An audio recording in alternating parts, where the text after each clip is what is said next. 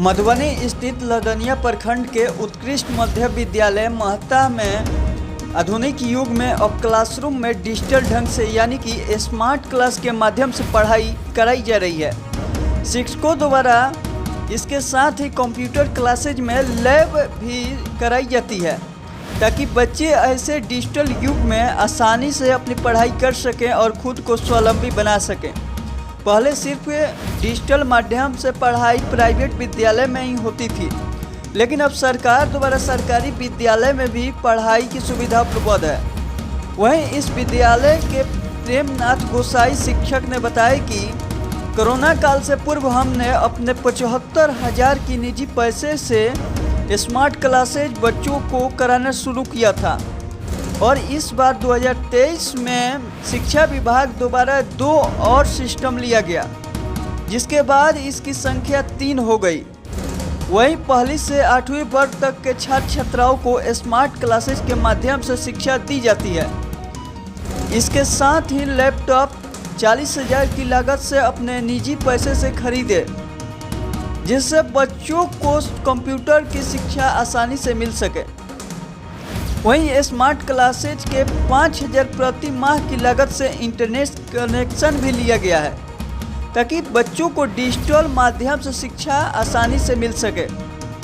उन्होंने बताया कि कौशल विकास ही देश उन्नति करेगा, जिसके कारण बच्चों को कौशल के साथ साथ पढ़ाई में भी मन लगेगा। वही शिक्षक नूतन हुमारी, आदर्श श्रीवास्तव, अर्चना कुमारी, रेणु कुमार सिंह, सोफिया खातून, राम वृक्ष सिंह, प्रेमनाथ गोसाई, शिबू मेहरा, अरुण कुमार, जीवन कुमार कामत, सरचंद्र कुमार उपस्थित रहे। सर, मैं वरीय प्रधानाध्यापक उत्कृष्ट मध्य विद्यालय महता का हूँ। सर, आपके विद्यालय में जो क्लास सरकार द्वारा चलाई जा रही है, सर क्या इससे बच्चों को बेनिफिट मिल रहा है या नहीं मिल रहा है? सर, सबसे पहले मैं कोरोना से पहले के में ही एक स्मार्ट क्लास चालू किया था अपने निजी कोर्स से। उसमें करीब 75,000 का लागत से निजी कोर्स से हमने स्मार्ट क्लास चलाया। इसके बाद इस साल 2023 में बिहार सरकार के द्वारा 2 प्रोजेक्ट क्लास और दिया गया। तो अभी हमारे विद्यालय में 3 प्रोजेक्ट बोर्ड है, जिसके सहारे हम 1 2 से 5 6 7 8 के स्टूडेंट को प्रोजेक्ट के माध्यम से क्लास लेते हैं। हमारा विद्यालय संपूर्ण रूप से स्मार्ट क्लास हो गया है।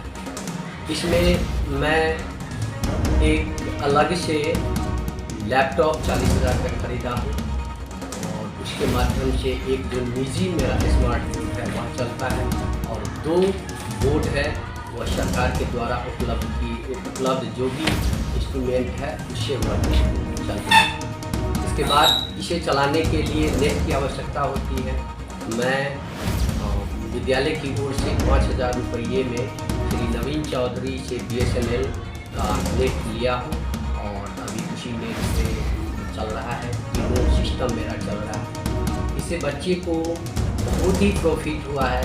बच्चे एकदम कंसंट्रेट हो करके जो भी सब्जेक्ट है वह सब्जेक्ट को पढ़ते हैं।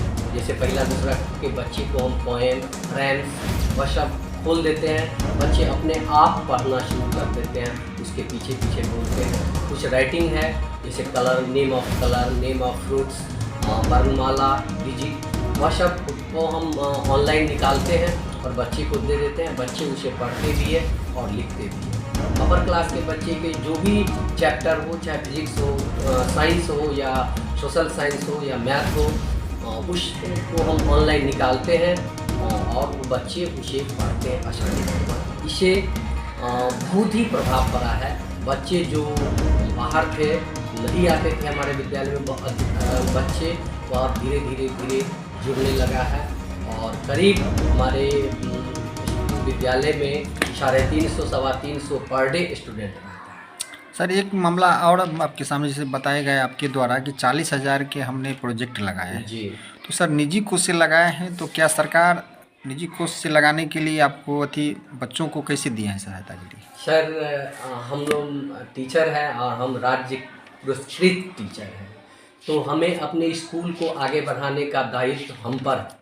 तो चूँकि हम नियमित टीचर हैं, हमारे वेतन भी हमारा बहुत है, इसलिए हम अपने कोष से 40,000 रुपया में एक लैपटॉप खरीद करके उसे पहुँचा। तो जैसे सिस्टम भी बताए हैं कि हमने प्रोजेक्ट भी पहले लगा चुके हैं 40,000 के। जी।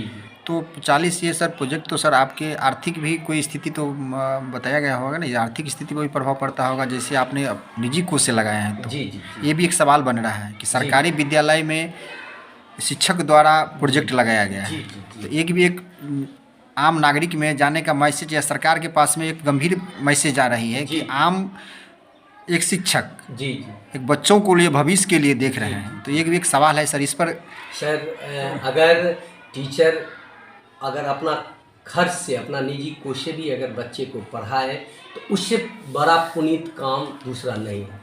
और हम लोग का जो बहाली हुई है तो इसीलिए पढ़ाने के लिए, और यह मेरा सर गाँव भी है, और हम अपने बच्चे को नहीं देखेंगे तो उनको देखेंगे। कि आपके विद्यालय के जैसे देखा गया और हम भी सारे वीडियो बनाए हैं जो व्यवस्था यहाँ पर देखा जाए, लेकिन अगल बगल के जो विद्यालय है उसमें ऐसा व्यवस्था क्यों शिक्षक द्वारा नहीं किया जा रहा है सर? क्या इससे आप अपने आप में क्या समझते हैं और क्या देना चाह रहे हैं मैसेज? सर मैसेज के हम दूसरे टीचर के बारे में तो नहीं कर सकते, एक अनुभव या हम कह सकते हैं अगर हम सभी शिक्षकों में अपनी जो नैतिकता है, मोलर है, अगर वह सुधार कर ले, अपनी नैतिकता को बदल ले, तो बिहार सबसे शिक्षा के मामले में आगे रहेंगे। हम देखा गया है जो बिहार का स्टूडेंट मैथ में हो या साइंस में हो या जीके में हो, सबसे अव्वल रहता है, जिसका परिणाम है जो यूपीएस या बीपीएससी परीक्षा में बिहार के स्टूडेंट अव्वल रहता है। किंतु उसके लिए बेस स्तर से बच्चे को बनाना, बिल्ड करना जरूरी है, और उसका उत्तरदायित्व प्राइमरी स्कूल में हम लोग पर, हम टीचर पर है। तो यदि सभी टीचर अपनी नैतिकता को बदल ले पढ़ाई की तरफ, तो निश्चित है कि बिहार आगे बढ़े। बच्चों को लिए क्या देना चाह रहे हैं छात्र छात्राएं? क्या सर अपने तरफ से आप देना चाह रहे हैं कि कैसे मेहनत किया जाए बच्चों को? तो बच्चे को मेहनत करने के लिए हम पहले कहे सर, हमारे प्रधानाध्यापक भी बताएं, जो मेरे विद्यालय में 8 घंटे पढ़ाई होती है, रूटीन के मुताबिक पढ़ाई होती है, और बच्चे हमसे जुड़ते हैं और पढ़ते हैं, तो पढ़ाई बहुत अच्छी होती है हमारे विद्यालय में। और हम कोशिश करते हैं जब हम अपने विद्यालय को कन्वेंट के तरह बनावे, और वह व्यवस्था हम किए हुए हैं ताकि बच्चे आकर्षित होकर के हमारे विद्यालय में आए। और हम अपने ग्रामीण को भी बुलाते हैं, समय समय पर बुला करके उनसे पहल करते हैं, अपनी जो कोई भी कठिनाई होती है हम उनके पास रखते हैं, और वह भी हमें कोऑपरेशन करते हैं। हमारे जितने भी टीचर हैं सभी पूर्ण सहयोग करते हैं, इनमें कहीं भी कोई किसी भी प्रकार की राजनीतिक या कठिनाइयाँ हम लोग को विद्यालय चलाने में नहीं होती है। मेरा नाम हुआ राम सिंह है, प्रधानाध्यापक मेरे विद्यालय में। कमजोर से सर, यहाँ जो बच्चों को जो शिक्षा दी जा रही है, पढ़ाई का क्या व्यवस्था है सर आपके यहाँ? सरकार के निर्देशानुसार जितने हम रूटीन का पालन करते हैं, 1 से 8 घंटे तक पढ़ाई होती है शिक्षक। क्या 1 से 8 घंटे तक आपके यहाँ पढ़ाई हो रही है लगातार? शिक्षक मौजूद है? जी, शिक्षक मौजूद है, तो पढ़ाई होती है। जी पढ़ाई होती है। और कोई विशेष अपने विद्यालय को उपलब्धि, जैसे मेला मधुबनी में लगे थे सर, इसके बारे में? मेला में हम पुरस्कृत हुए हैं। कितने छात्र छात्राएं उपस्थित हुए? छात्र छात्रा इसमें TLM गया था, मैंने शिक्षक गए थे और TLM गए छात्र। तो कितने को मिला है यहाँ पे? TLM में हमको 3 TLM का हमको पुरस्कार मिला है। क्या पुरस्कार मिला है सर वहाँ पे? हुआ पुरस्कार में जो आपका चयन किया गया है, या वो बाद में पुरस्कार राशि मैंने पुरस्कार के रूप में वहाँ पर होगा। अभी कार्यक्रम नहीं हुआ, लेकिन हम पुरस्कृत हुए हैं।